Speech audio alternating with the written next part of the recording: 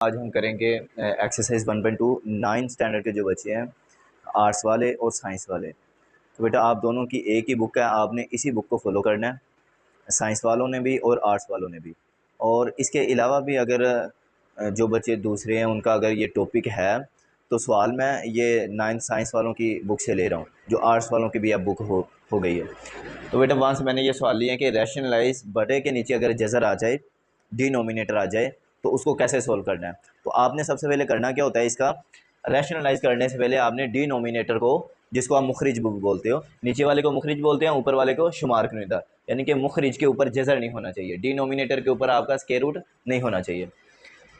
तो बेटा आपने करना क्या है, यहाँ पे ये प्लस का ऑपरेटर है तो साइन चेंज करके उतना ही मल्टीप्लाई कर देना है और उतना ही डिवाइड कर देना है। तो 13/4 प्लस स्क्वायर रूट 3।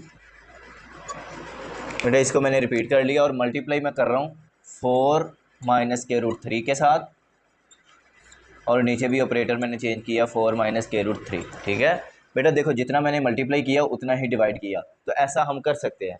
एक चीज़ आपने याद रखनी है बेटा, मैथ में आप एक काम कर सकते हो कि शेप आप चेंज कर सकते हो, या फॉर एग्जांपल ये देखो, जैसे मैंने इसका कॉन्जुगेट लिया और जितना मैंने मल्टीप्लाई किया उतना ही डिवाइड किया, यानी कि ऐसी वैल्यू या ऐसी रकम आप कर सकते हो जिसके मल्टीप्लाई या डिवाइड करने से असल कीमत पे कोई फ़र्क ना पड़े। ठीक है, ये ऊपर नीचे कटिंग होने के बाद यही बच जाएगा रिमेनिंग वैल्यू आपकी।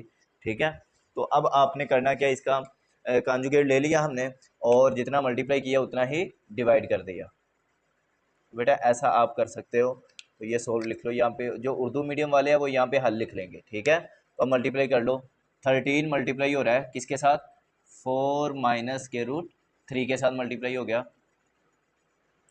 और सेम 4 प्लस के रूट 3, 4 माइनस के रूट 3। अच्छा यहाँ पे ये देखो, पहली रकम जमा दूसरी रकम, पहली रकम माइनस दूसरी रकम, यानी कि A square minus B square is equal to किसके है, A plus B, A minus B. Algebraic identities के अंदर जो फार्मूला है A square minus B square, ये उसको फॉलो कर रहा है, तो आप इसको क्लोज करो। ये एक्सपेंड करके लिखा हुआ है। ठीक है, तो आप इसको क्लोज करो।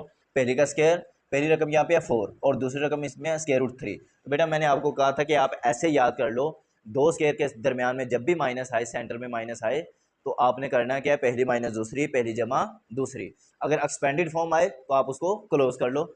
जैसे यहाँ पे मैं फार्मूला लिख भी देता हूँ, ए स्केयर माइनस बी स्केयर किसके इक्वल है, ए माइनस बी, यानी कि पहली माइनस दूसरी आप इसको पढ़ सकते हो, और ए प्लस बी। और अगर ये आ जाए ए प्लस बी पहली जमा दूसरी आ जाए, या पहली माइनस दूसरी आ जाए, ठीक है, इन दोनों में कोई फर्क नहीं है। अब बेटा ये एक्सपेंडेड फॉर्म आई है तो आप इसको क्लोज कर सकते हो। ठीक है, इन दोनों में कोई फर्क नहीं है, मल्टीप्लाई में वैल्यू आगे पीछे लिख सकते हैं। फॉर एग्जांपल 4 मल्टीप्लाई बाई 3 या 3 मल्टीप्लाई बाई 4, आंसर आपका 12 ही आएगा। तो इसका मतलब ये हुआ कि मल्टीप्लाई के अंदर आप वैल्यू को आगे पीछे लिख सकते हो। तो हमने फार्मूले को क्लोज किया, पहली का स्क्वायर माइनस दूसरी का स्क्वायर। जैसे यहाँ पे पहली रकम ए है और यहाँ पे बेटा पहली रकम क्या है 4, जैसे वहाँ पे दूसरी रकम बी है और यहाँ पे दूसरी रकम क्या है स्क्वायर रूट 3। तो हम क्या करेंगे, फार्मूले को क्लोज करेंगे, पहली का स्क्वायर माइनस ऑपरेटर यूज करेंगे माइनस का, और दूसरी का स्क्वायर। तो बेटा करो क्लोज इसको, फार्मूले को, पहली का स्क्वायर माइनस दूसरी का स्क्वायर। अब यहाँ पे जमा नहीं डालना आपने, आइडेंटिटी बेटा ये है कि पहली का स्क्वायर माइनस दूसरी का स्क्वायर, तो ऑपरेटर माइनस का ही आएगा। अब बेटा सवाल यहाँ पे ये है कि ऐसा हमने क्यों किया। मैंने आपको बताया कि जजर के नीचे, सॉरी बटे के नीचे डिनोमिनेटर के ऊपर हमने जजर की इलामत ख़त्म करनी है। तो हमारे पास यही ऑप्शन थी कि हम क्या करते, साइन चेंज करते, कॉन्जुगेट करते, ऊपर मल्टीप्लाई किया उतना ही डिवाइड किया और इनको मल्टीप्लाई कर दिया, नीचे फार्मूला बनता था उसको हमने क्या कर लिया, क्लोज कर लिया। एक्सपेंडेड फॉर्म लिखी थी तो फार्मूले को क्लोज कर दिया आपने। तो अब बेटा एज इट इज़, ऊपर वाला एज इट इज़ आ जाएगा, 4 माइनस के रूट 3। ठीक हो गया, और नीचे क्या आ गया, 4 का स्क्वायर क्या होता है, 4 2 टाइम है। फॉर एग्जांपल 4 मल्टीप्लाई बाय 4 हो जाएगा, ये 16 आ जाएगा। अगर 4 3 टाइम होता तो 4 को आपने 3 टाइम मल्टीप्लाई करना होता है, ना कि 4 को 3 से मल्टीप्लाई करो। आप क्या करोगे, 4 4 16, 16 को फिर अगेन 4 से करोगे, तो वो मेरे ख्याल में आप कैलकुलेटर पे कर लेना, 64 के करीब आंसर आ जाएगा। तो यहाँ पे 4 2 क्या आता है 16, तो ये 16 आप लिख लो माइनस। अब ये 2 टाइम है, यानी कि स्केयर रूट से क्या हो गया बेटा, कैंसिल हो गया। स्केयर रूट से क्या होता है, कैंसिल होता है। तो 16 माइनस 3 आ गया। अब जो वैल्यू रिमेनिंग बची है वो लिख लो, 4 minus square root 3, bracket close कर लो। ब्रैकेट यहाँ पे क्लोज करना बहुत ज़रूरी है, नहीं तो ऐसे लगेगा कि 13 मल्टीप्लाई, यानी कि ये 134 भी रीड कर हो जाएगा। फिर अगर आप ये ब्रैकेट नहीं डालोगे तो फिर वो मल्टीप्लाई नहीं रहेगा। तो मल्टीप्लाई के लिए 3 वैल्यू यूज़ करते हैं। 3 वैल्यू कह रहा हूँ, 3 साइन ही। फॉर एग्जांपल एक होता है वो ब्रैकेट यूज़ करते हो, सी ब्रैकेट, एक आप डॉट का साइन यूज़ करते हो, और दूसरा मल्टीप्लाई का साइन लगाओ। तो हम ये तीनों साइन यूज़ करते हैं मल्टीप्लाई के लिए। तो 16 माइनस 3 आ जाएगा 13। अच्छा, यहाँ पे मैंने मल्टीप्लाई नहीं किया था क्योंकि मुझे पता था कि नीचे भी 13 आ जाएगा, तो हम इस तरीके से काट सकते हैं। तो आप यहाँ पे कटिंग कर लो। 13 से क्या बेटा कैंसिल हो गया 13। तो आपके पास आंसर क्या बचा, 4 माइनस के रूट 13। ये आपके पास आंसर आ गया, 4 माइनस के रूट 13, सॉरी 3, 4 माइनस के रूट 3। ये बेटा आपका आंसर आ गया इसमें। अच्छा, इसमें एक चीज़ का ख्याल रखना है, सिर्फ बटे के नीचे कोई चीज़ बचे या ना बचे, ठीक है, वो मैटर नहीं करता, बस बटे के नीचे जजर नहीं आना चाहिए। तो देखो बटे के नीचे जजर नहीं है, ये वैल्यू ही कट गई, डिनोमिनेटर वैसे ही ख़त्म हो गया, ठीक है। तो ये इक्वल का साइन आ गया। तो ये आपका आंसर आ गया। सेम क्वेश्चन हम चलते हैं, ये क्वेश्चन नंबर 2, 9 स्टैंडर्ड का, वही 1.2 का क्वेश्चन नंबर 2 है बेटा। यहाँ पे लाइन ड्रा कर ली ताकि ओवरलैपिंग ना हो जाए, ठीक है। अच्छा, अब यहाँ पे आप कर लो सॉल्व इसको। हम क्या करेंगे बेटा, square root 2 plus square root 5 square root 3। यहाँ पे मैं इसको नोट डाउन कर रहा हूँ कि स्क्वायर रूट 2 लिखा हुआ है, प्लस स्क्वायर रूट 5 है, और ओवर क्या है, square root 3। Denominator square root 3 है, इसके साथ जितना मैंने मल्टीप्लाई करूँगा उतना ही मैं क्या कर लूँगा बेटा, डिवाइड कर लूँगा। स्क्वायर रूट 3 लिखना था, जितना मल्टीप्लाई किया उतना ही डिवाइड किया। अच्छा, जितना मल्टीप्लाई किया उतना ही डिवाइड किया। पीछे भी मैंने आपको बताया था कि ऐसा काम कर सकते हैं जिसके होने या ना होने से असल कीमत पे कोई फ़र्क ना पड़े, वो चाहे आप प्लस कर रहे हो और उतना ही माइनस कर रहे हो, या चाहे जितना मल्टीप्लाई कर रहे हो उतना ही डिवाइड कर रहे हो। जितना मैंने मल्टीप्लाई किया उतना ही डिवाइड किया, ये दोनों कटने के बाद असल वैल्यू यही बचेगी। तो इस वजह से मकसद हमारा ये है कि हमने जज़र की इलामत ख़त्म करनी है, स्क्वायर रूट कैंसिल करना है। तो दोनों को मल्टीप्लाई कर दिया। एरो के साइन मैं इस वजह से डाल रहा हूँ ताकि आपको समझ आ जाए, ठीक है, आपने ये बिल्कुल भी नहीं डालने। अच्छा बेटा, मैं ना 9th स्टैंडर्ड के बच्चे इस चीज़ का ख्याल रखें कि बेटा आपने जंप किया 8th स्टैंडर्ड से 9th स्टैंडर्ड में, ठीक है। और एक तो आपकी बुक चेंज हो गई है 2025 से 26 तक, आर्ट्स और साइंस की एक ही आ गई, आगे दोनों की बुक्स होती थी अलग अलग, और इनके पास पेपर मिल जाते थे और हमें कुछ आइडिया मिल जाता था कि पेपर में आएगा क्या। अब आपके पास कोई आइडिया नहीं है, आपने नए सिरे से नए प्लान के साथ आपने एक एक क्वेश्चन को तैयार करना है ताकि हर सवाल के लिए आप तैयार रहो, वो जो मर्जी पूछे।